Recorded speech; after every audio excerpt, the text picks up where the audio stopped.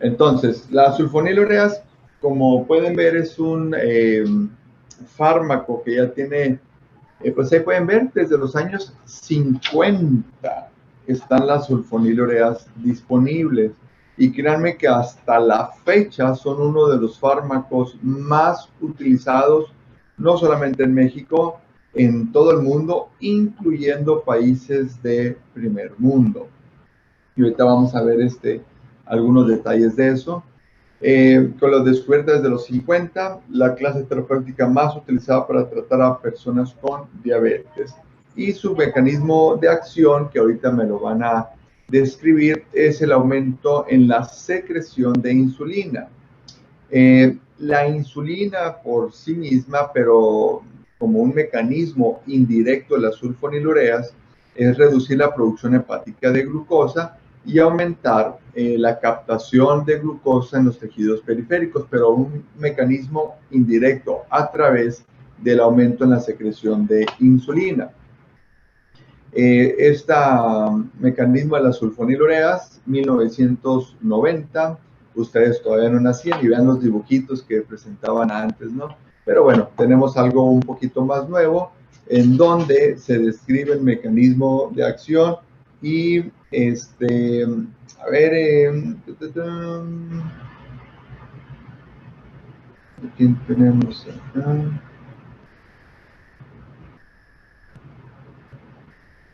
A ver, Rodrigo, diles cómo funcionan las sulfonilureas. Bueno, Ahí está el dibujito, mira, facilito. Estas se unen al receptor de las células B del páncreas. Estas se unen al receptor que tienen un ligando que es el KIR6.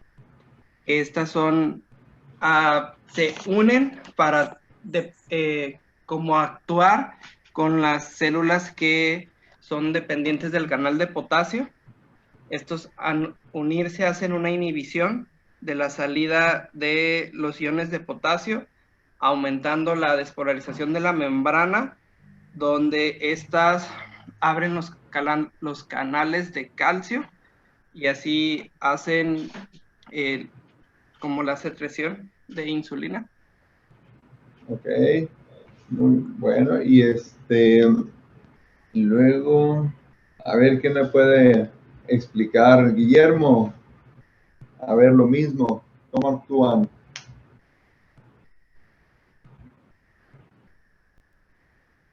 Neta.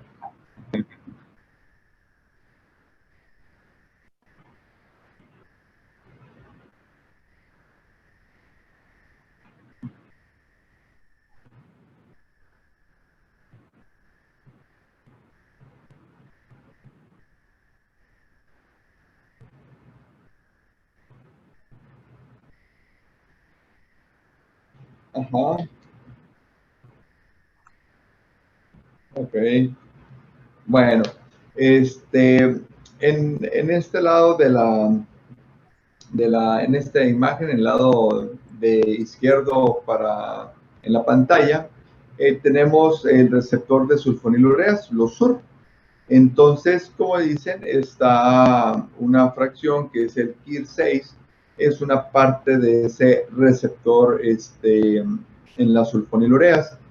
En el dibujito, de manera fisiológica normal, aquí no existen fármacos, entonces lo que hacen es sacar el potasio de la célula o mantenerlo en equilibrio para que esté polarizada la membrana y que no venga esa entrada de calcio extra a través de esos transportadores de calcio, y tampoco se liberaría del retículo endoplásmico.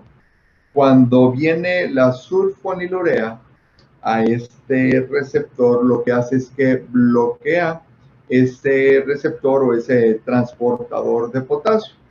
Al aumentar la concentración de potasio intracelular, viene una despolarización de la membrana. La despolarización permite la entrada o la apertura de los canales de calcio dependientes de voltaje. Entre el calcio también hay liberación del calcio intracelular y entonces los gránulos o las vesículas que contienen o almacenan insulina se pegan a la membrana celular y se liberan.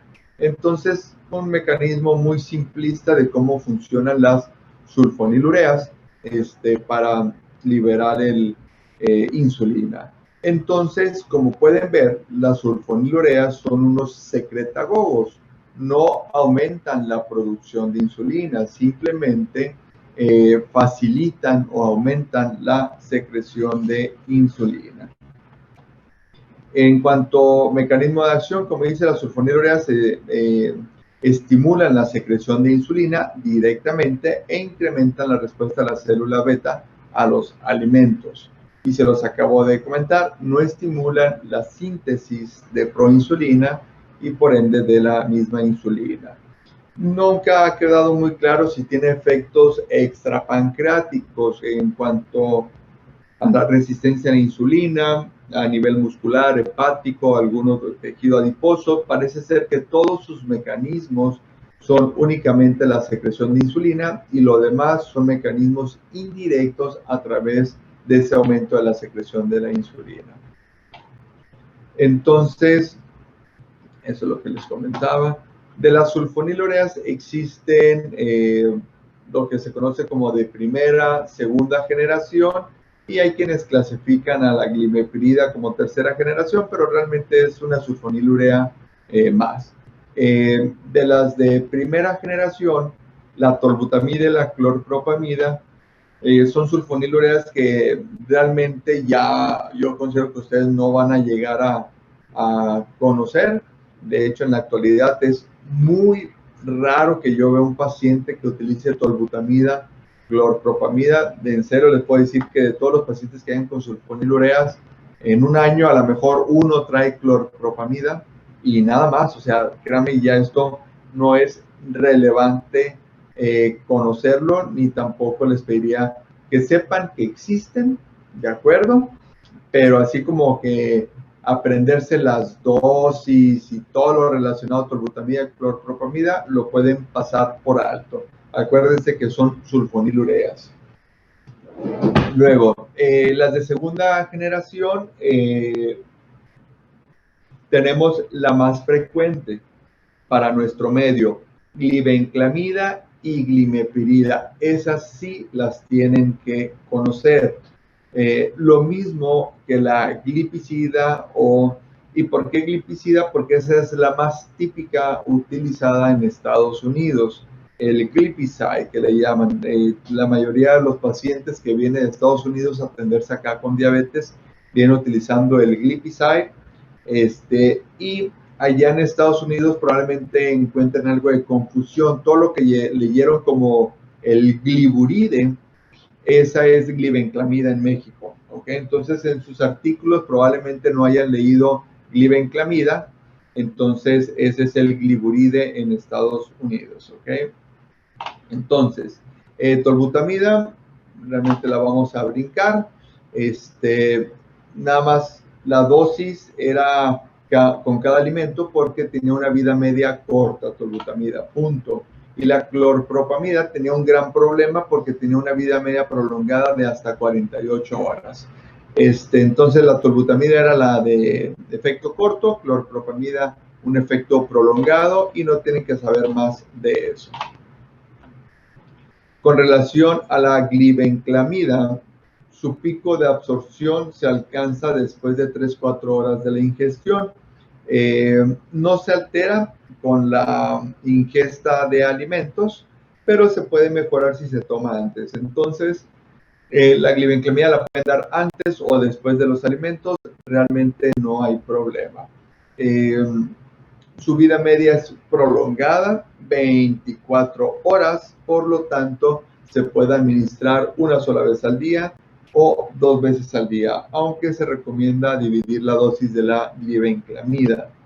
Este fármaco hasta la fecha es el más utilizado, es el típico combo que darían en el IMSS, sector salud, donde seguridad pública, en cuanto a salud, el metformina, glibenclamida es el combo típico hasta que la muerte los separe a los pacientes de las instituciones, pero no les dan otra cosa prácticamente. Entonces, glibenclamida tiene metabolitos activos y tienen efecto hipoglucemiante. Estos se excretan, esto es muy importante, por vía renal, ¿ok? La gran mayoría de ellos, y por lo tanto tienen el potencial de producir hipoglucemia en pacientes que tengan insuficiencia renal. ¿Por qué? Porque se pueden acumular estos metabolitos activos. La dosis recomendada va desde 2.5 y 15 miligramos la dosis máxima, y esta se recomienda que se divida 1, 2 o hasta en 3 dosis. El típico presentación que había era la combinación de metformina con glibenclamida, 500 con 5, 500 de metformina, 5 de glibenclamida, y lo típico que daban 3 veces al día. Ok, glicazida, realmente esa no se utiliza, vamos rápido. El glipizide, sí es importante. Realmente aquí yo no lo receto, prácticamente en México es difícil a veces hasta encontrarlo. La marca comercial es el Minodiab, pero créanme que no es algo que se utilice de manera habitual. En Estados Unidos les digo, sí, todos los pacientes que vienen con sulfonilurea de Estados Unidos vienen con glipizide. Sulfonilurea es la de más rápida acción y de vida media más corta. Eso podríamos decir que tiene una ventaja sobre la glibenclamida. ¿Por qué? Porque al tener una vida media más corta, tiene su riesgo de hipoglucemia probablemente menor que aquellos que tienen una vida media más prolongada. Su potencia es similar a la glibenclamida y su eficacia es mejor si se toma antes de los alimentos, se metaboliza y la ventaja, los metabolitos no son activos. Por lo tanto, su riesgo, como les comento, de hipoglucemia es menor y su vida media es de 1 a 5 horas. Entonces, la presentación habitual vienen de 5 miligramos o hasta de 10 miligramos y se puede tomar antes del alimento. La glimepirida es la sulfonilurea de vida media, podríamos decir, más prolongada, y aunque es la más reciente de las sulfonilureas, esta salió en el 95, a lo mejor algunos de ustedes, ninguno había nacido, creo, en el 95, me dijeron que tienen 22 años promedio. Entonces, ella es la más reciente de las sulfonilureas. Se absorbe completamente y su principal metabolismo es en el hígado, y es activa y posteriormente a otro metabolito que es inactivo. Entonces, la glimepirida tiene un metabolismo principalmente hepático, aunque su ruta de excreción es renal, pero son metabolitos que ya no son activos. Y la dosis recomendada va de 1 a 8 miligramos. La presentación que tenemos en el mercado son glimepirida de 1 miligramo o glimepirida de 2 miligramos, si ustedes van ajustando la dosis del paciente en 1 o 2 dosis. Y como les digo, su duración de efecto es de 24 horas. Entonces, hasta ahorita pueden decir sulfonilureas de relevancia 3, glibenclamida, glipizida y la glimepirida. Glibenclamida, principal vía de eliminación renal, cuidado en pacientes que tengan insuficiencia renal.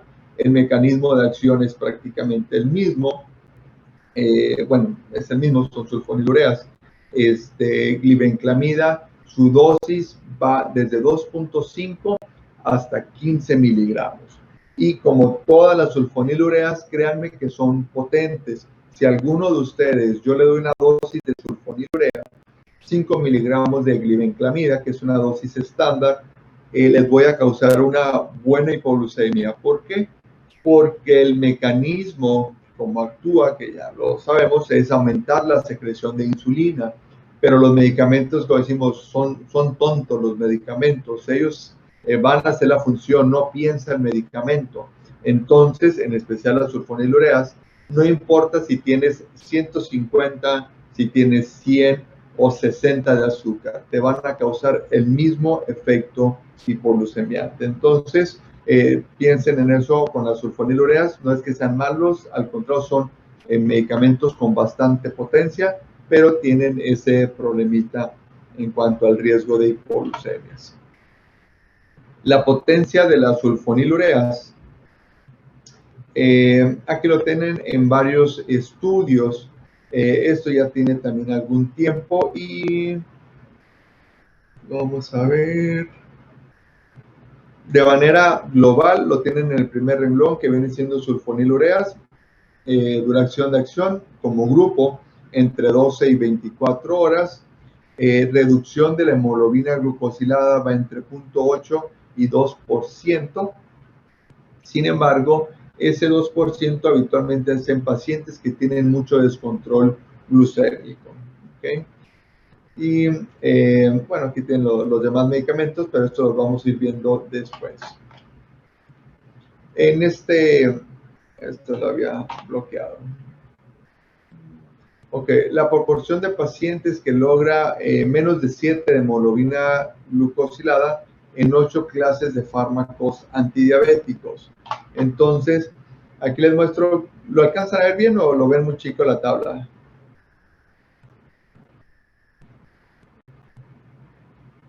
Ajá. ¿Sí? Ok, entonces, si la ven bien, pueden ver aquí diferentes fármacos, diferentes familias de fármacos, el número de estudios o de brazos en los estudios, los números de sujetos estudiados, la hemoglobina glucosilada basal al inicio del estudio y la hemoglobina glucosilada, el cambio de hemoglobina glucosilada al final del estudio. Entonces pueden ver que en estos estudios donde vemos a las sulfonilureas, que vendría siendo este renglón, hubo una reducción del 0.77% de la hemoglobina glucosilada y el porcentaje de pacientes que tenía una hemoglobina glucosilada menor de 7 en todos esos estudios fue del 48%. Eso significa que de los pacientes que tienen que entraron al estudio, casi la mitad lograron una hemoglobina glucosilada menor de 7. El resto quedaron descontrolados. Aquí, ¿por qué la hemoglobina glucosilada 0.77 y en el otro estudio era hasta de 2 puntos? Como les digo, depende del tipo de población que entre a estudiar.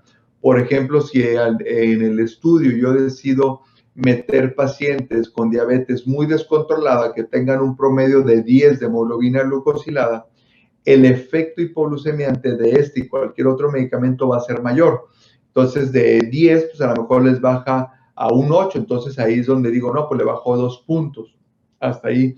Y si tengo pacientes que meto al estudio con un promedio de hemoglobina glucosilada de 8, va a ser casi imposible que le baje de 8 a 6, los mismos 2 puntos que viene el otro grupo de pacientes. De 8 le va a bajar probablemente a un 7. Entonces ahí se ve la diferencia en cuanto a la potencia. Recuerden, entre más descontrolado el paciente, se va a ver mayor potencia de la hemoglobina glucosilada. Ok, luego,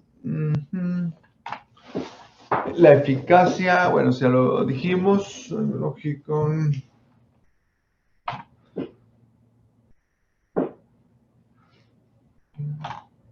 Ok, ¿por qué aumentamos de manera indefinida, por así decir, la dosis de las sulfonilureas? Porque existe ya una estimulación, un límite de estimulación.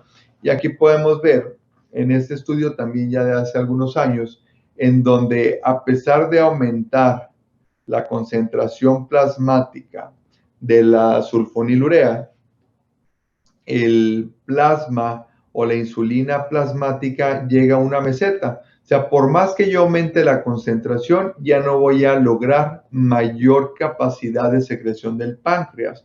Por lo tanto, tenemos un límite en la dosificación de las sulfonilureas.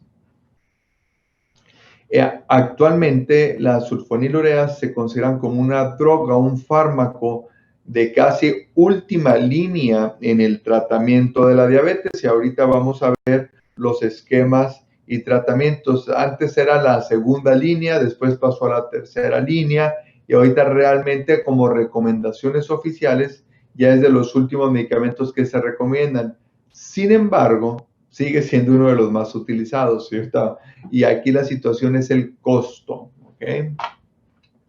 Aquí pueden ver cómo desde el 2000 el tratamiento dice porcentaje de pacientes tratados con sulfonilurea como primera línea en monoterapia versus metformina en el Reino Unido.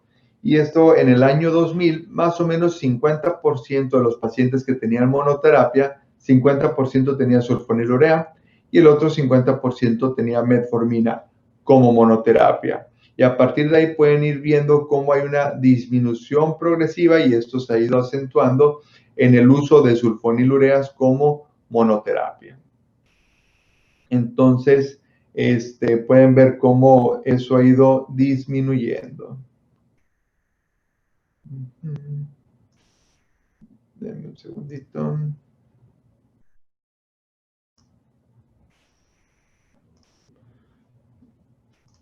Ok, luego,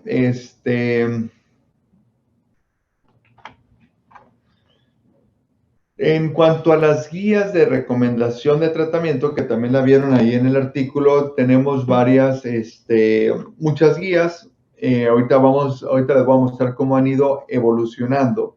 Esta fue una de las primeras esquemas que ya trataron de clasificar a los fármacos y esta yo creo que fue como en el 2011 probablemente.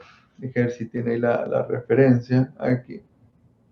De hecho, aquí está, abril del 2012, cuando se publicó en medio digital las guías de tratamiento. Eso se los muestro como histórico para que vayan viendo la evolución, no es que así lo hagamos ahora.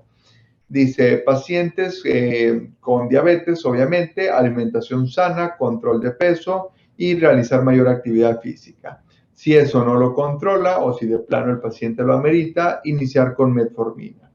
Después de metformina, si el paciente no tiene control a los 3 meses, buscamos agregar un tratamiento. Entonces aquí estamos en la monoterapia y después intensificamos alguno de estos fármacos.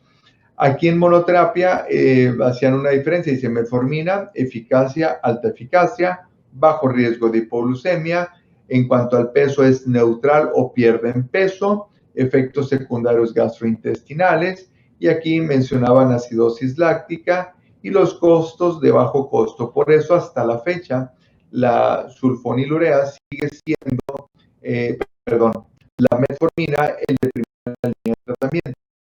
Decían, si no logra el control, entonces agrégale algo. Y aquí te ponen las diferentes familias de medicamento que teníamos en el 2012.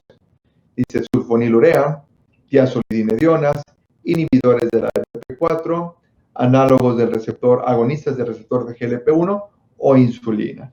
Y ya le agregas este segundo fármaco y si no, y aquí te ponían las características de cada uno de los fármacos y si con la terapia combinada no lograbas control, te ibas a una terapia triple que era metformina más el que hayas escogido aquí más el que hayas escogido acá. Entonces sería, digamos, ese el esquema que se utilizaba antes.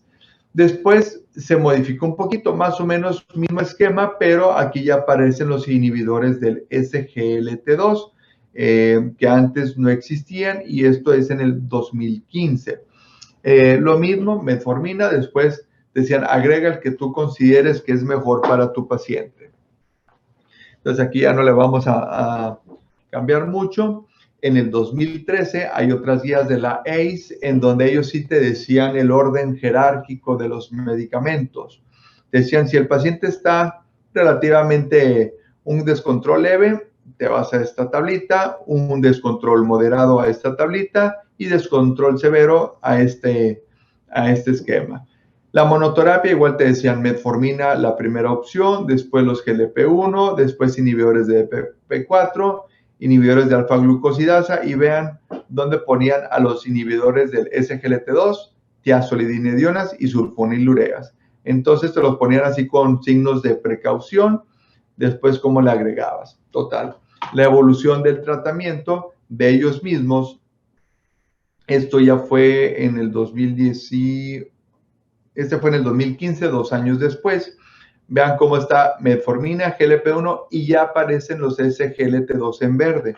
Aquí lo tenían en amarillo y con precaución. ¿Por qué? Porque eran fármacos que apenas estaban saliendo al mercado y se tenía que hacerlos todavía el seguimiento de seguridad post-marketing que le llaman. Ya estaban saliendo, entonces dicen, no, parece que sí son seguros y desplazaron a los inhibidores de la EPP4 y las tiazolinedionas y sulfonilureas con las glinidas siguen estando en último lugar como orden jerárquico para tratar a los pacientes. Estas son otras recomendaciones y esta es la actualización más reciente en donde pueden ver cómo quedaron metformina, GLP-1, SGLT2, DPP4, tiazolidinedionas, escaló aquí un poquito, y esto es con base a los estudios de seguridad y beneficio que vayan saliendo. Por último, de las guías de la ADA, las primeras que les mencioné hacen un cambio totalmente en cuanto a las recomendaciones. Y ahora, antes de iniciar el fármaco o después de empezar con la metformina, te hacen una pregunta, si el paciente tiene enfermedad cardiovascular, sí o no. Si el paciente la tiene, entonces te vas hacia un grupo de fármacos. Entonces, ahorita ya el tratamiento en diabetes está dividido de acuerdo a las comorbilidades que tenga el paciente y no nada más en cuanto a la potencia de bajar la glucosa de los fármacos, que esto ya lo veríamos de manera desglosada más adelante. De hecho, cuando terminemos de ver todos los fármacos, vamos a analizar esta tablita. Pero quiero mencionarles cómo han ido evolucionando los esquemas de tratamiento. Entonces, como ven, este desplazamiento en la recomendación de la prescripción está relacionado principalmente con la seguridad y el riesgo de efectos adversos, no tanto por la efectividad o por la capacidad de bajar hemoglobina glucosilada. Si decidiéramos que el orden del tratamiento sería el costo, probablemente después de metformina siempre seguirían las sulfonilureas porque son de bajo costo. Ahora, estas guías que les menciono habitualmente son guías establecidas en Estados Unidos, Asociación Americana de Diabetes o de endocrinólogos clínicos, pero a pesar de que ellos digan que las sulfonilureas están en último lugar, los mismos gringos utilizan como primera línea metformina y después sulfonilureas. ¿Por qué? Por costo, dinero, o sea, es lo más barato y en cuestiones de seguro es lo que dan en Estados Unidos, igual que acá. No crean que allá es una maravilla la salud, créanme que no es así. Entonces, estos, lo mismo comparando los estudios, pero aquí es donde comparan las sulfonilureas con inhibidores de EPP4, que se ve algo muy similar. A manera de barras, es disminución de hemoglobina glucosilada de diferentes fármacos, y aquí encuentran en las sulfonilureas en promedio 8.2. Entonces pueden ver que son más o menos similares los que tienen mayor y menor potencia en cuanto a bajar la hemoglobina glucosilada.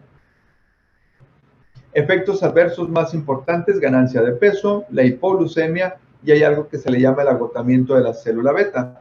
Y en cuanto al riesgo cardiovascular,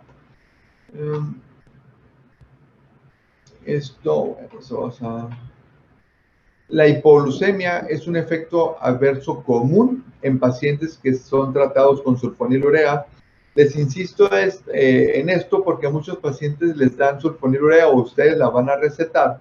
Entonces, receten dosis bajitas, ya que si hacen hipoglucemia con sulfonilurea, créanme que se siente feíto.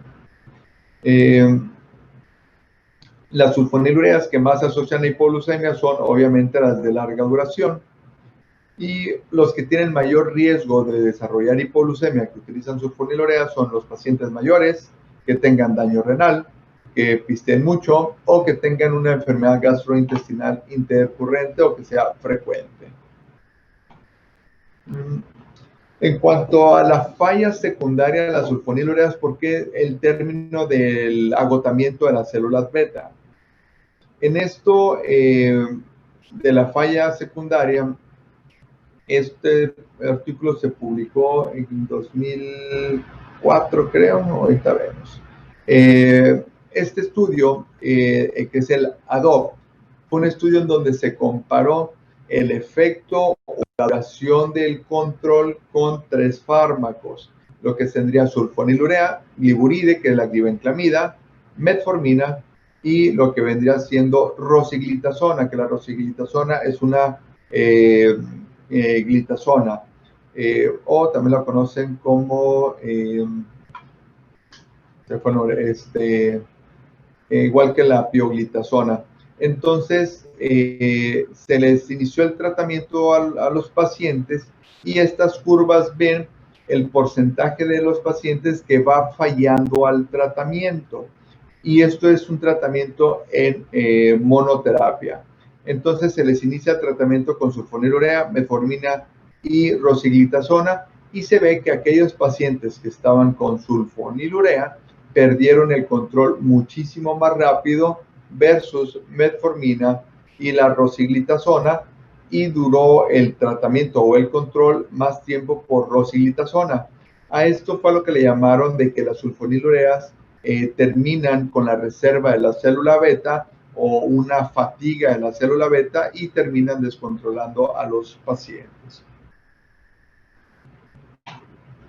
Ok, entonces esta falla secundaria podría ser resistencia al efecto de las sulfonilureas, como que se adapte el páncreas a eso, que realmente haya un agotamiento de la célula beta, efectos de glucotoxicidad o incremento en la resistencia a la insulina. Si sabemos que la resistencia a la insulina es uno de los mecanismos principales de daño o de hiperglicemia, las sulfonilureas no tienen beneficio en cuanto a la resistencia a la insulina. Por eso podríamos decir que estaban en desventaja contra metformina y las glitazonas, ya que esas sí tienen efecto en el trastorno primario de diabetes tipo 2.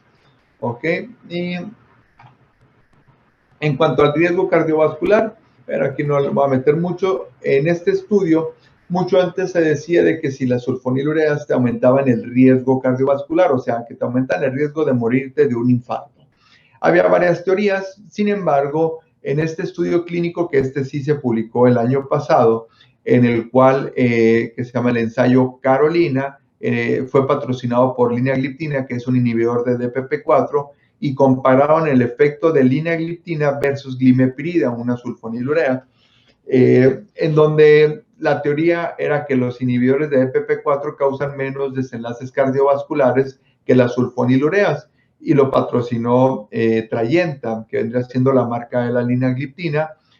Como pueden ver, fueron bastante pacientes, 6,000 pacientes los que se incluyeron, y se evaluó desenlaces cardiovasculares mayores, que eso significa el MACE de 3 puntos, que es muerte cardiovascular, infarto no fatal y una EBC no fatal, o sería enfermedad vascular cerebral, o sea, hace una embolia. Entonces, son los 3 desenlaces que se evaluaron en ambos grupos de pacientes, linagliptina versus glimepiride. Aquí están las características de los pacientes que ingresaron. Muchos tenían metformina, el 30% sulfonilurea previa, mayores de 70 años, casi el 20% de los pacientes. Y aquí ven otras características de riesgos cardiovasculares. Y directamente tomada del Congreso cuando presentaron la publicación de este estudio, ven las curvas en cuanto a linagliptina y glimepiride y se ven parejitas. Este es el estudio, podríamos decir, más grande y más controlado de una sulfonilurea, aunque no fue patrocinado por sulfonilurea, pero le salió muy bien el estudio para las sulfonilureas. Dijeron, ¿ya vieron? No infartamos ni matamos más que un inhibidor de la DPP4. Entonces, prácticamente el riesgo cardiovascular de una sulfonilurea fue neutral. Entonces, nada más el riesgo de las hipoglucemias. Muy bien, entramos con las glinidas y vamos viendo cuáles 2 glinidas conoces, entre Natalie. ¿Cuáles hay? La repaglinida Ajá. y Ay, no me acuerdo de la otra. Bueno, ahí está, nataglinida. Exacto, son dos. Entonces, aquí vienen, en mi diapositiva no, ahí no vienen. Ok, y ¿qué características tienen las glinidas a diferencia de las sulfonilureas? Bueno, vamos a preguntarle a aquí, Andrea.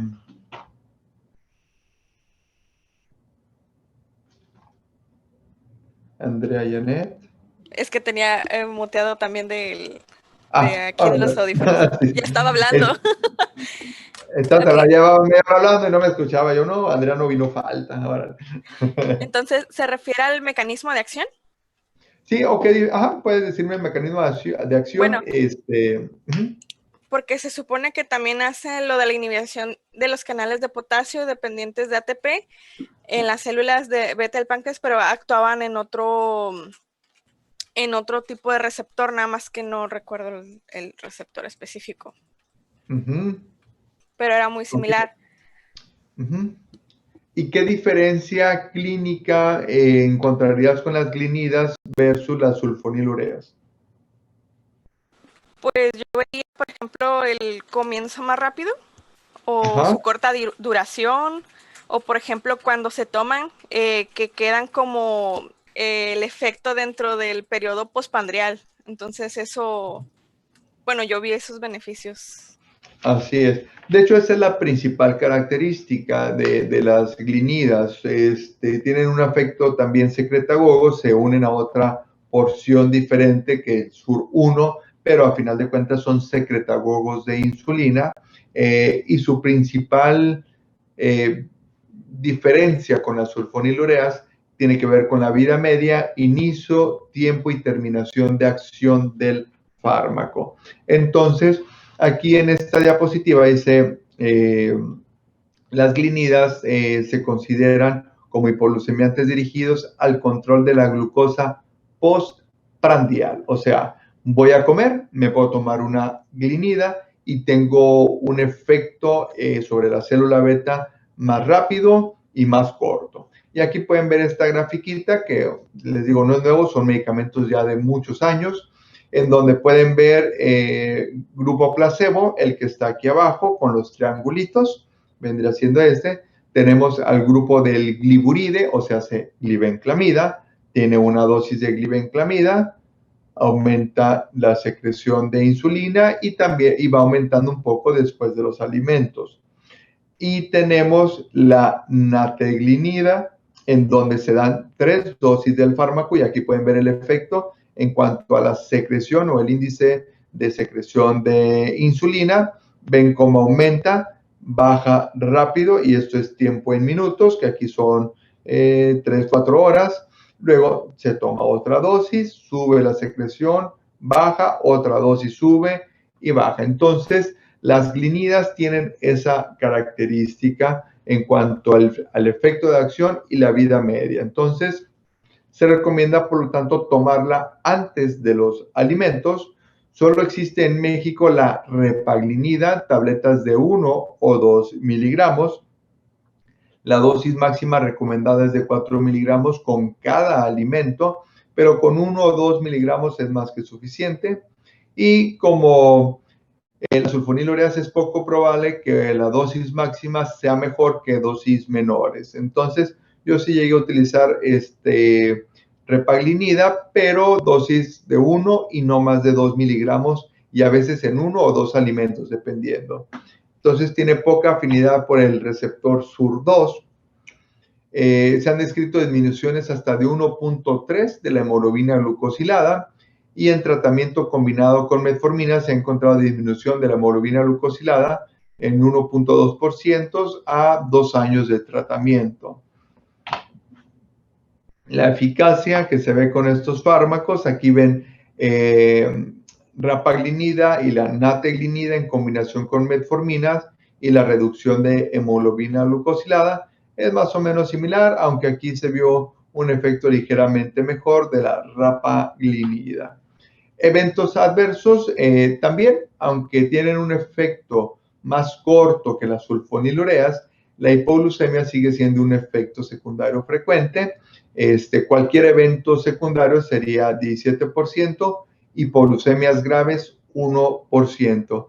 ¿Y alguien sabe qué es una hipoglucemia grave? Vamos a ver. Yo no era el tema de hoy, pero a ver si alguien sabe. Mariana, ¿sabes qué es una hipoglucemia grave? No he podido entrar.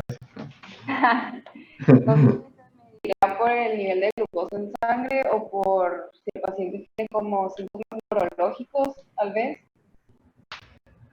Más o menos. De hecho, hipoglucemia menos de 54 de glucosa, podríamos considerar que ya es una hipoglucemia significativa. Sin embargo, la definición de hipoglucemia grave, que ya lo vemos cuando alguien nos hable de hipoglucemias, que va a ser hipoglucemia. Pues tú vas a hacer. La tiene. Cuando alguien habla de hipoglucemia, o sea, tú, la definición de hipoglucemia grave depende del estado neurológico del paciente, si requiere la ayuda de otras personas o no. Porque hay personas que tienen 49 de glucosa, pero siguen platicando, se levantan, van al refrigerador, toman un jugo, y resuelven su hipoglucemia. Entonces, a pesar de que fue significativa, porque fue menos de 54, y eso del valor de corte de 54 lo hacemos más en estudios clínicos como un punto de referencia, pero no sería una hipoglucemia grave porque él mismo la resolvió. Hipoglucemia grave es cuando ves un paciente que no puede resolverlo por él mismo, por el estado de neuroglucopenia y requiere la ayuda de otra persona, ¿ok? O de plano ahí está convulsionando y no saben qué pasa. Pero bueno, ese es otro caso. Entonces, bueno, pero ese es otro tema. Entonces, conclusiones de las glinidas, muy rápido. ¿Por qué? Porque realmente es algo que también van a utilizar muy poco. Tanto las sulfonilureas como las glinidas son medicamentos efectivos y generalmente seguros para el control de la glucosa, salvo la hipoglucemia. El principal evento adverso es ese y se puede minimizar con una correcta selección del tipo de medicamento y la educación del paciente. Obviamente, si voy a dar una sulfonilurea, yo sí recomiendo que la tomen antes o justo después del alimento. ¿Por qué? Porque si el paciente se queda en ayuno, se toma su metformina, su glibenclamida, y no desayuna, entonces es muy probable que tenga una hipoglucemia. Si tenemos un paciente con un descontrol muy severo de la glucosa, probablemente no le haga nada ni le cause hipoglucemia. Pero la mayoría de los pacientes, sobre todo al inicio del diagnóstico, sí tener mucho cuidado con las sulfonilureas, empiecen dosis bajas y poco a poco vayan haciendo el ajuste progresivo. Muy bien, eso fue sulfonilureas. ¿Sí? La falla de la célula beta o desgaste de ureas también aplica para las glínidas o se evita por esta acción corta. No, de hecho también es posible. Sin embargo, el mecanismo de acción es muy similar, pero ahí te tendría que decir, no hay un estudio tan prolongado como el de el DOP, en el que se estudió la rosiglitazona, metformina y el gliburide, que lo demuestre. Yo decirte, sí, va a suceder lo mismo en 5 años. Honestamente, no está ese estudio, nadie hizo un estudio tan prolongado con glinidas para evaluar ese efecto similar. Entonces, no te tengo esa respuesta, pero la lógica diría que es muy probable que el efecto a largo plazo sea muy similar en cuanto a la fatiga de la célula beta que con las sulfonilureas. Doctor. ¿Sí? Y en general los que sean secretagogos de insulina no son muy buenos o sí funcionan o... Porque yo he leído que en el primer artículo que vimos para la clase en el triunvirato, que el exceso de insulina hacía que se produciera también un exceso de un amiloide, algo así, y ese se depositaba en las células beta y era lo que hacía que no funcionaran. Entonces decía como que los secretagogos de insulina no eran tan buenos, sino que lo mejor era mejorar la resistencia.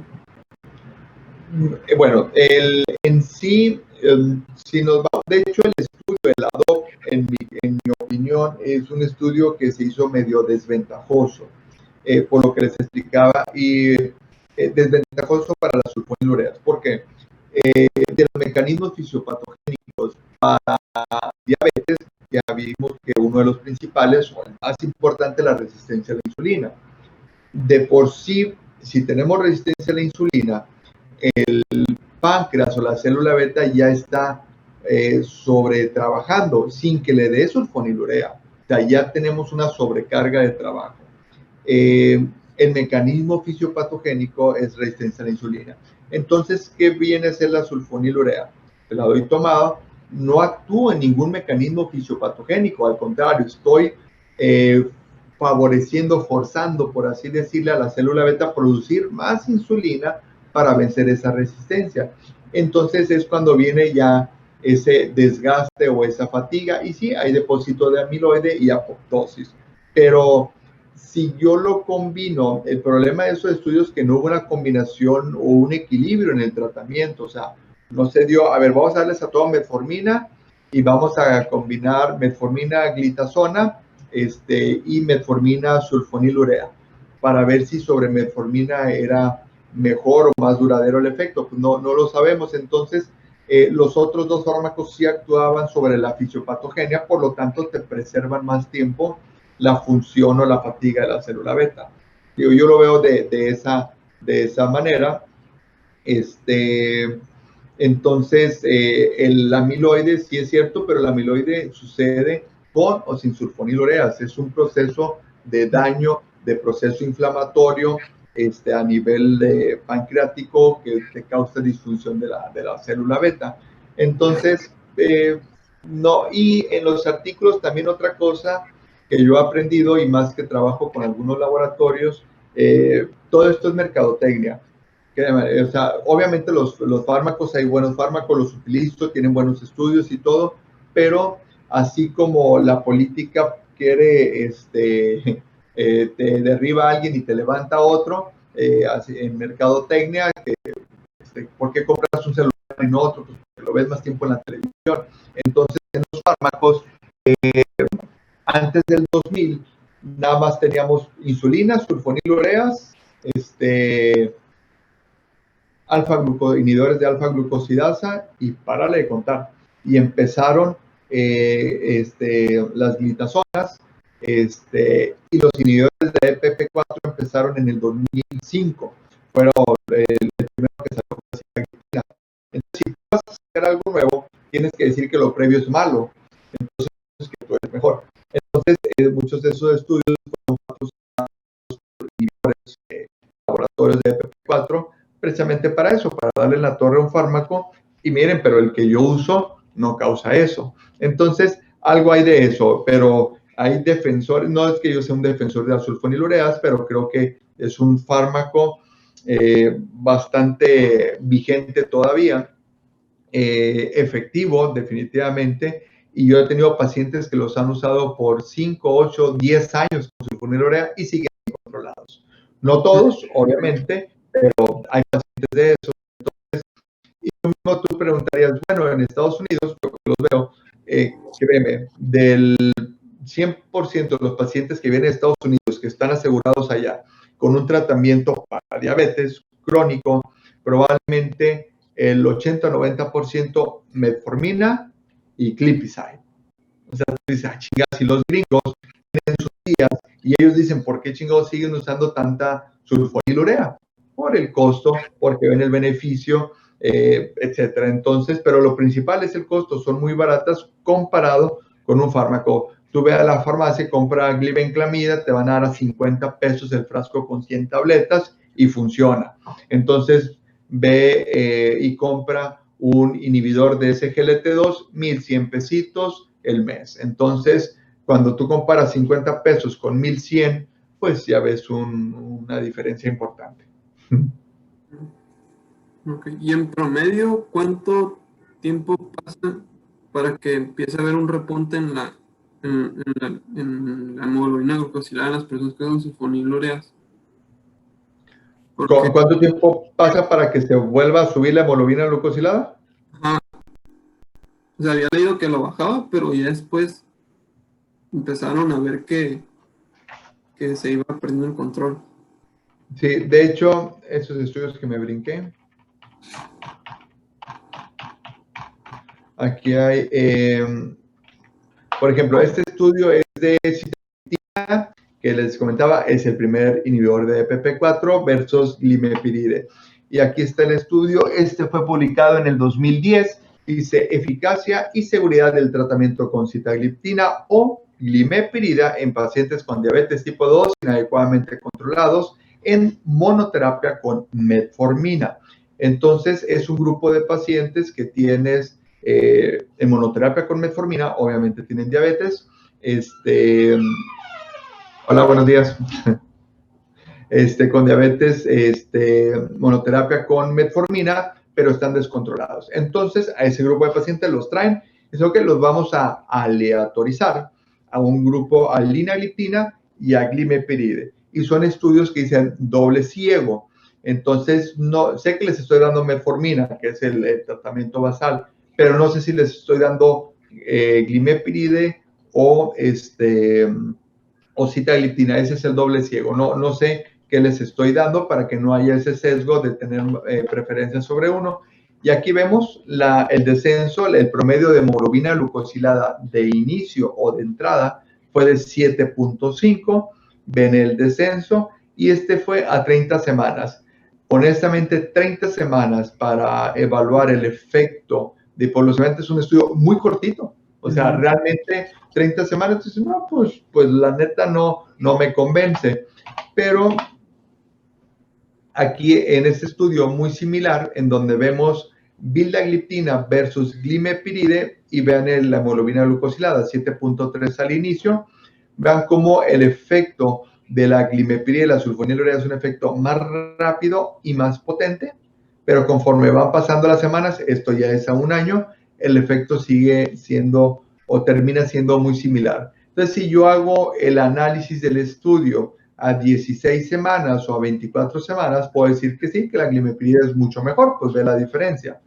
Pero si hago el corte, el estudio o el análisis de los resultados al año, les diría que el efecto hipoglucemiante es similar. Si lo hago a los 2 años, bueno, eso ya puede ir cambiando de acuerdo a los estudios, pero habitualmente las sulfonilureas sí van perdiendo un poco también el efecto, y también el resto de los fármacos, no es que sea exclusivo de las sulfonilureas. ¿Ok? Entonces sí, es cierto, es un efecto potente inicial y después van perdiendo, y eso sucede casi con todos los fármacos.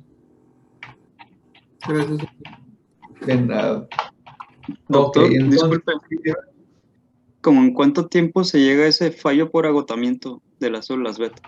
Aquí te lo digo, de acuerdo al estudio que tenemos, el ADOPT, aquí podemos ver años de tratamiento y el término del estudio fue a 5 años. Ahora déjame decirte, este estudio, el ADOPT, se publicó, les comenté, en el 2004, que es la referencia, creo que fue en el 2004 que se publicó. Para publicarlo en el 2004 y tuvo una duración de 5 años, fue un estudio que se inició antes del 2000. Entonces, las metas que se pusieron aquí de tratamiento o la definición de falla al tratamiento actualmente serían inaceptables. ¿Por qué? Porque decían, aquel paciente que tenga más de 180 de glucosa de ayuno ya falló al tratamiento, que ahorita alguien pues ya no aceptaríamos eso, o sea, estaría mucho tiempo descontrolado el paciente. Entonces, ese fue otro criterio, otra crítica al estudio, pero como puedes ver, aquí la frecuencia acumulada de falla al tratamiento que cumplieron ese criterio al año fue más o menos de, ¿qué sería aquí? 3% más o menos con sulfonilurea. A los 2 años, más o menos el 10% de sulfonilurea. A los 5 años, el 35-30%, ponle, de pacientes ya había fallado a sulfonilurea. Eso significa ya había estado su glucosa en 2 determinaciones por lo menos, por una semana de diferencia, más de 180 en ayuno. Y a los 5 años solamente el 10-12% de falla con rosiglitazona y más o menos el 17-20% con metformina. Entonces aquí puedes ir viendo cómo se van acumulando este porcentaje de falla al tratamiento. Pero bueno, si decimos que a 5 años el 30%, redondeando, le falló a gliburide, el 70% seguía funcionando. Okay. ¿Y si puede llegar a un punto en el que el paciente se vuelva ya insulino dependiente por agotamiento? Sí, claro. De hecho, es lo que más veo yo. Y a mí ya me llegan de rebote los pacientes con un descontrol severo importante. Y eso lo veo los pacientes que tienen, y honestamente, eso es lo que voy a tratar de inculcar en ustedes, una insulinización temprana. Van a escuchar o van a ver, no sé si ustedes tengan algún familiar, tío, primos, sus abuelos o alguien que haya tenido una complicación crónica de la diabetes. Y una complicación crónica me refiero a diálisis, una amputación, retinopatía, desprendimiento de retina o ceguera por diabetes, complicaciones microvasculares. Y es muy típico, hasta la fecha, escuchar, es que la insulina te la dan hasta el último. O sea, es que o te dan insulina y te pregunta el familiar, no, compadre, eso es porque ya estás bien jodido o ya te estás muriendo. O sea, es un pensamiento de que la insulina es lo más malo y es lo último y que eso te va a matar. Entonces, esa falla del tratamiento, como mencionas, y que pasen a ser, que requieran de insulina. De hecho, a veces los términos, hay quienes dicen, no, no es insulino dependiente, es insulino requiriente, en términos que, pero bueno, yo te entiendo que dependen o requieren de insulina. Es muy frecuente. O sea, eventualmente o con el paso de los años, más del 50% de las personas con diabetes van a requerir insulina. O sea, realmente sí la van a necesitar, aunque sean personas con diabetes tipo 2, que estén con hipoglucemiantes orales, 2, 3, 4 fármacos fuera de metas y requieren insulina. Aquí lo importante es utilizar insulina en una etapa temprana de la enfermedad y no permitir después de 10 años de descontrolado, que ya esté todo jodido el paciente, ya poner la insulina, porque pues ya es demasiado tarde. Dios, se la pones, pero fue demasiado tarde. Muchas gracias. Okay. De nada. ¿Alguien con un familiar conocido que haya tenido con complicaciones crónicas de diabetes o nadie? No. Pues a mi abuelo lo amputaron, yo nunca lo conocí, pero pues mi mamá sí me cuenta que él no se ponía la insulina y lo terminaron amputando. De las Así dos. es. Fíjate, de las dos. Realmente son eventos muy catastróficos, honestamente. Más una diálisis, ok, puedes perder un ojo, también te afecta mucho la calidad de vida, pero uno de los efectos más traumáticos probablemente para una persona con diabetes es una amputación. Realmente el efecto en el estado de ánimo de los pacientes les va de la chingada. O sea, cualquiera de nosotros que le va, te voy a cortar una pata, cabrón. Ay, cabrón, o sea, está canijo. Y a veces no era nada más el pie, o sea, iba hasta la rodilla, la amputación completa. Entonces sí es un efecto muy catastrófico en la calidad de vida de los pacientes. Y ojalá pudiéramos prevenirlo, pero el pinche pensamiento mágico del mexicano y de todas las personas con diabetes, que si me curo con moringa y güereque y unas medicamento natural porque la insulina me hace daño, pues con ese pensamiento estamos jodidos y obviamente el paciente pues va a llegar con complicaciones. Y el otro pensamiento que tienen, que la insulina los va a matar o les va a causar ceguera, y pues hay que acabar con esos mitos que existen en la población. Y de hecho muchos médicos los creen hasta la fecha.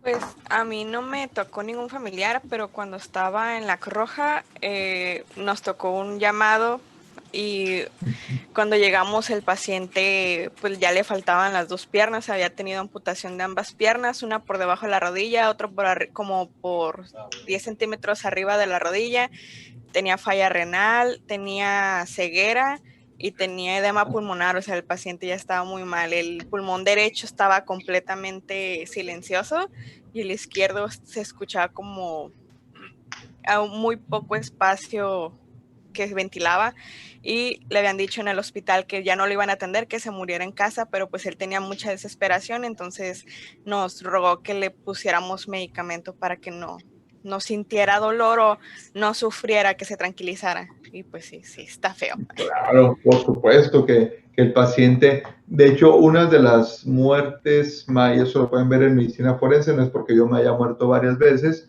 una de las muertes más desagradables, obviamente los quemados, y la asfixia. Entonces, y lo van a ver en hospitalizaciones, sobre todo obviamente, piso de medicina interna, pacientes con falla cardíaca aguda, que tengan, que seguramente este paciente por su falla renal tenía una sobrecarga hídrica, estaba infradializado o de plano no se dializaba, tenía falla cardíaca y tenía esa disnea, o sea, se siente de la chingada. O sea, si tú cuando te estás ahogando 2 minutos, 1 minuto menos, te sientes, ta madre, que te vas a morir porque se te atragantó el pedazo de taco de carne, del taco de carnitas que estás comiendo. Entonces, entonces si te estás comiendo y te estás ahogando y te sientes mal, imagínate a alguien que lleve horas con esa disnea y que no entra aire, se siente mal. Entonces, en ese paciente, de hecho, también lo van a ver en cuidados paliativos. Los cuidados paliativos están principalmente el bien morir. Bueno, eso sería la eutanasia, pero bueno, el cuidado paliativo implica control del dolor, o sea, para que muera una persona con el menor dolor posible. Y el otro bien importante, falta de aire. O sea, son prácticamente lo que tendrían que tratar. Una paciente que se está ahogando, falta de aire, y no tienes nada médicamente que hacer, quítale la falta de aire. ¿Cómo? Morfina. Entonces, la morfina se les pone a esos pacientes con disnea. Si no lo puedo dializar, si no puedo resolver su falla cardíaca y se va a ahogar, le pongo morfina o una dosis ya media que lo cede un poquito, calma la falta de aire, la angustia y lo ayuda a morir tranquilo. Entonces, en ese caso, háganlo de esta manera, pero a un paciente en esas características no se la niega. Y si no tienes morfina, te vas a la esquina a las 5:10, cristal, heroína, lo que encuentres y ya le llevas. O sea, o sacas de tu botiquín de ahí de la Cruz Roja que son bien marihuanos. No, pero tú no. Bueno, entonces sigamos. Entonces, ya tenemos algunos minutos, venidas ya. Ok, vamos a las solidinedionas, que es algo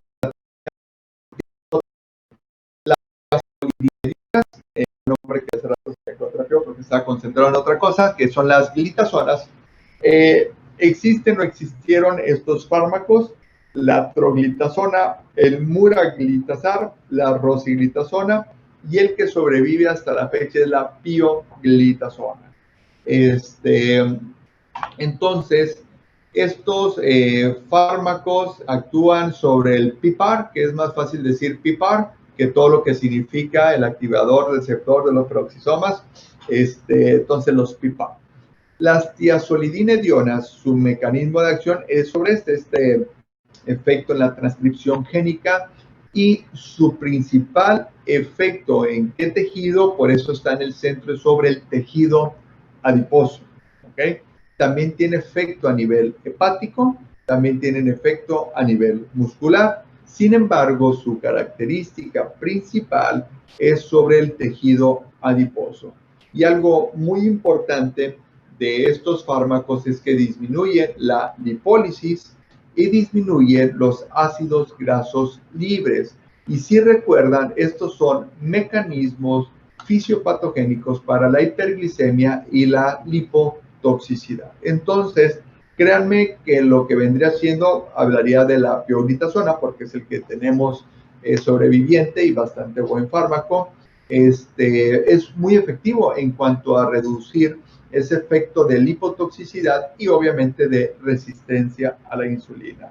También se ha visto que disminuyen los marcadores inflamatorios en cuanto a las adipocinas y aumenta la adiponectina. ¿Ok? Entonces, y a nivel muscular y hepático mejora la sensibilidad a la insulina. Entonces, el PPAR, esto es lo que significa el ligando del receptor del proliferador activado de peroxisomas. Entonces, PPAR. Entonces, estos receptores, ¿en dónde están localizados hablando celularmente? Vamos a ver. ¿quién le preguntamos? Jesús, Adrián, estás muy callado, hace rato que no te veo aquí en la pantalla. Hola. Bueno, tengo entendido que se puede expresar en casi todas las células, incluyendo leucocitos, pero que su expresión está principalmente en los adipocitos. Okay. Y en la parte de la célula, membrana celular, membrana nuclear. En la membrana. No, perdón, es un receptor nuclear. Así es. Entonces, este fármaco tiene que entrar a la célula, irse al núcleo para encontrar a su receptor y tener ese efecto de transcripción o lo que viene siendo el proliferador activador de peroxisomas. ¿Ok? Entonces, la gente del metabolismo de lípidos y carbohidratos y promueve la sensibilidad a la insulina, principalmente en donde, creo que ya se los dije 2 o 3 veces.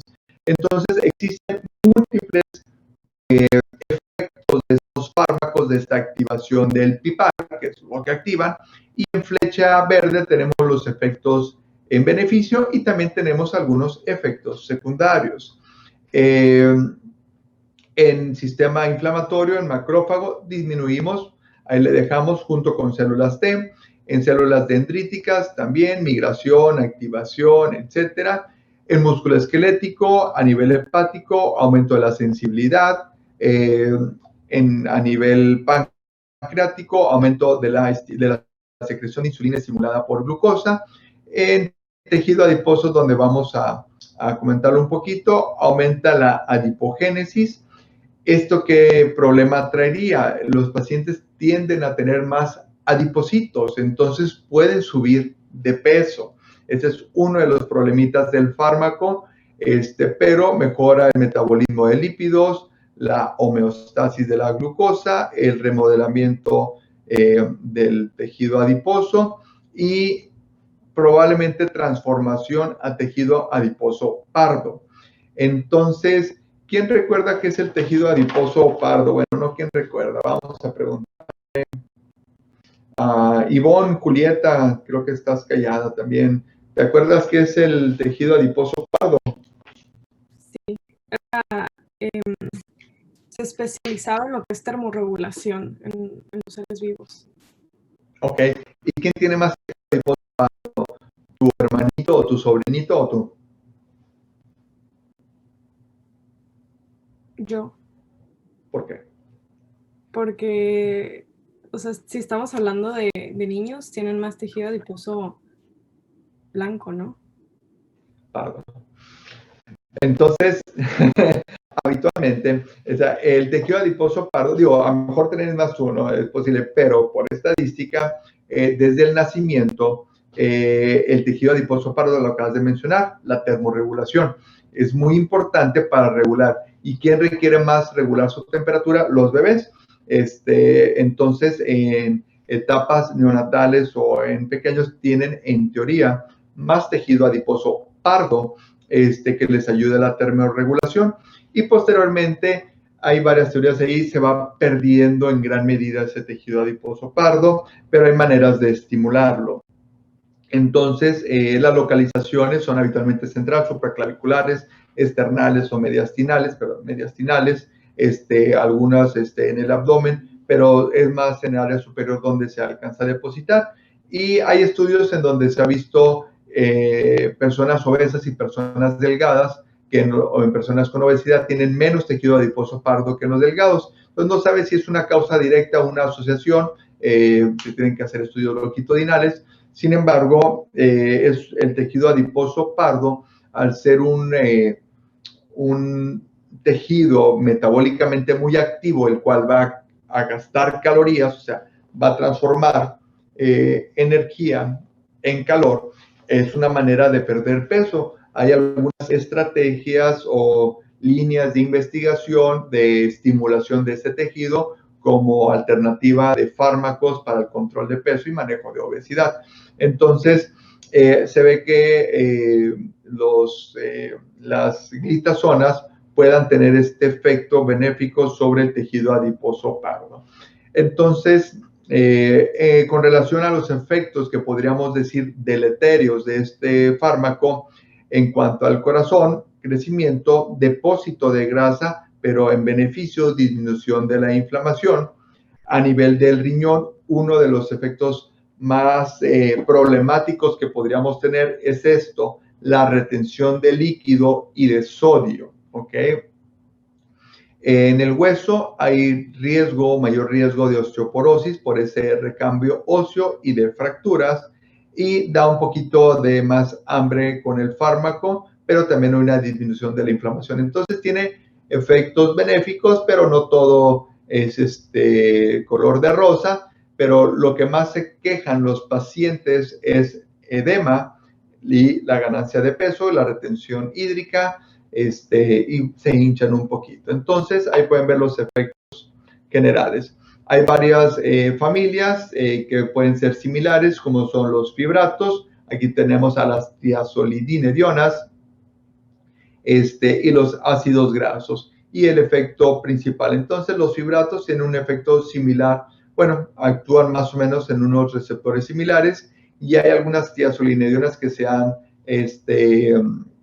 desarrollado para tener un efecto dual sobre los diferentes tipos de PPARs. Ok, entonces aumenta la diferenciación del adipocito, que eso por un lado es bueno. Al tener mayor diferenciación, ya habíamos comentado que hay menos estrés del retículo endoplásmico del adipocito y menor liberación de adipocinas. Reduce la lipólisis y y la secreción de adipocinas, aumenta la adiponectina y mejora la diferenciación de los adipocitos a que sean no tan grandes, a que sean más pequeños. En cuanto a la eficacia, son medicamentos bastante eficaces, son potentes, disminuyen hemoglobina glucosilada al igual o mejor que la sulfonilureas y metformina, como ya lo vimos en el estudio con la rosiglitazona. En el estudio ADOP fue con rosiglitazona, no fue con pioglitazona.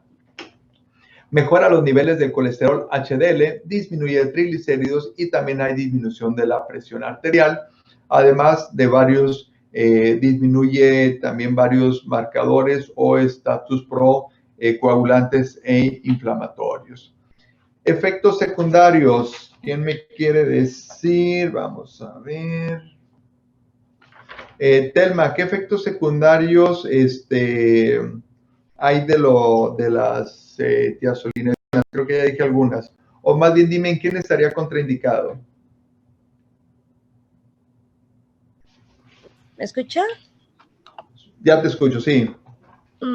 Pues, bueno, leí que uno de los efectos adversos, por ejemplo, de la rosiglitazona, es el aumento de peso. Entonces, pues me imagino que personas que tienen, bueno, la diabetes, que no tienen control en el peso, pues estaría contraindicado. Hay osteopenia, mayor riesgo a infarto de miocardio. Entonces, si tienes alguna cardiopatía, pues también sería contraindicado. Y también se registraron pocos, pero algunos casos de hepatotoxicidad. Ok, eso con rosiglitazona. Ok, ¿y qué contraindicación en alguien que no tiene infarto? ¿Cuál sería una de las principales contraindicaciones que mencionan en general de los fármacos? Bueno, y también la pioglitazona no aumenta el riesgo de enfermedad cardiovascular isquémica, ¿ok? Por eso salió del mercado la rosiglitazona, pero no la pioglitazona. Entonces, pero en general los fármacos, ¿en quién, o el grupo de fármacos, en quién estaría contraindicado? ¿Es abierta la pregunta? No, igual aquí con Telma.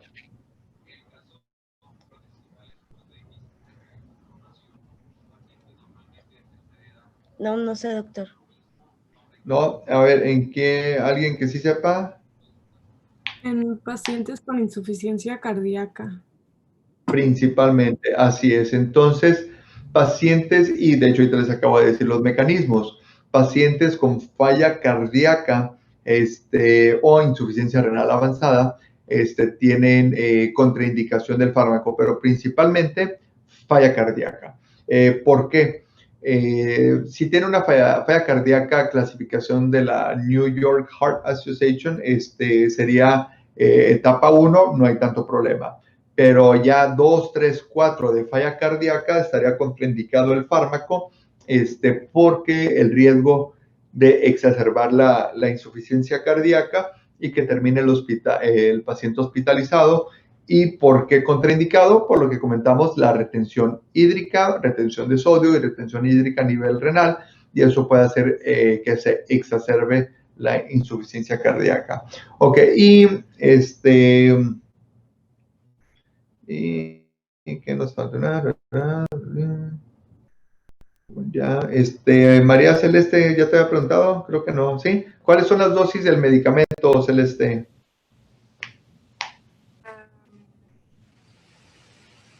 Ay, quedó bien. Eran dosis bajitas, 2 miligramos, se me hace, al día. ¿De la pioglitazona? Pero 2 miligramos, esa era la rosiglitazona, el Avandia, que ya no hay, pero el de la pio. También, ay, no me acuerdo. Cerca la flecha. Era 10, 15, 15, 30, bueno, 15 era la mínima, ¿no? Y seguir poder ir titulando. Ok, sí, exacto. Entonces, entre 15 y 45 miligramos de la pioglitazona. Así es, esa sería la dosis recomendada mínima máxima del fármaco. Ok. Bueno, entonces, el nombre comercial más frecuente de la pioglitazona es Xactos. Bueno, ese es el original, empieza con Z, Xactos. Hay otro que se llama Glitacar y hay genéricos de la pioglitazona. Entonces, la pioglitazona, bueno, creo que ya no tengo más diapositivas de eso. Su principal uso es obviamente en pacientes con resistencia a la insulina. El problema que si el paciente con resistencia a la insulina habitualmente tiene sobrepeso u obesidad.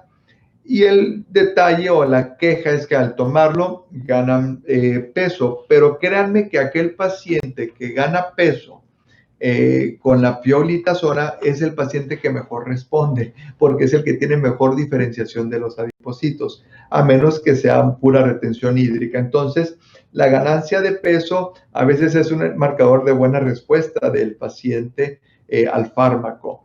Sin embargo, es algo que no queremos. En ocasiones se requiere darles algún diurético a los pacientes para evitar esa retención hídrica, pero es un efecto del medicamento potente, efectivo.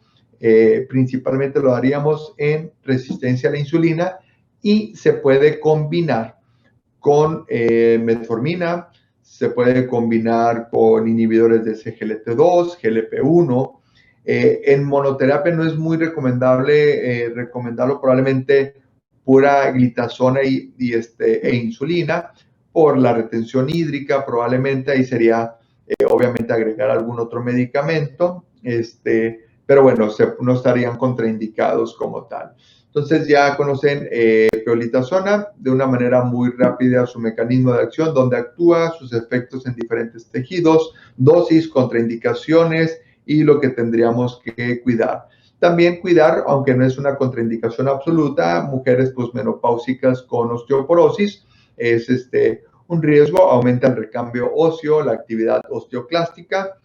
Sin embargo, no es una contraindicación absoluta, pero tengan mayor cuidado. Si es muy necesario darlo, pues se da el medicamento. Ok, ¿dudas, preguntas hasta aquí? ¿Qué tan asociada está la pio con cáncer de vejiga? Muy poco. Eso del cáncer de vejiga fue en estudios epidemiológicos, no en estudios longitudinales que se publicó hace casi como 3 años, 4 años, el riesgo de cáncer de vejiga. Pero realmente fueron estudios de bases de datos en donde, y también eso se había sacado antes de la insulina glargina, hace como 10 años, en donde vieron, ¿sabes qué? Estamos viendo cáncer de vejiga y se busca una relación, tomaba pioglitazona, en otro también tomaba pioglitazona. Fueron estudios, le llamamos poblacionales, ¿no? De las bases de datos de aseguranzas. pero un estudio longitudinal que lo haya demostrado no, aunque existe ese riesgo y esa publicación del riesgo de cáncer de vejiga, pero es algo realmente que no me estresaría. Me estresaría más la falla cardíaca realmente. Y, doctor, a pesar de que hagan ejercicio, siguen subiendo de peso los pacientes que consuman pioglitazona. No te escuché muy bien, perdón. Que si los pacientes que usen pioglitazona, a pesar de que aumentan, o sea, suben de peso, pero lo pueden bajar haciendo ejercicio o siguen subiendo aunque lo hagan. No, de hecho suben de peso y hasta ahí, no es de que cada consulta vayan a subir 2-3 kilos. El promedio de la ganancia suele ser, de hecho, 2-3 kilogramos. Sin embargo, no es de una ganancia indefinida. Pueden controlarlo, obviamente, y si les damos un diurético, mucho de eso es agua. Y hay pacientes que no van a subir de peso. Ese es el promedio, es como decir todos los pacientes con sulfonilureas en hipoglucemia. La realidad es que no, son promedios de los estudios. La tendencia es a que suban de peso, pero no todos lo hacen.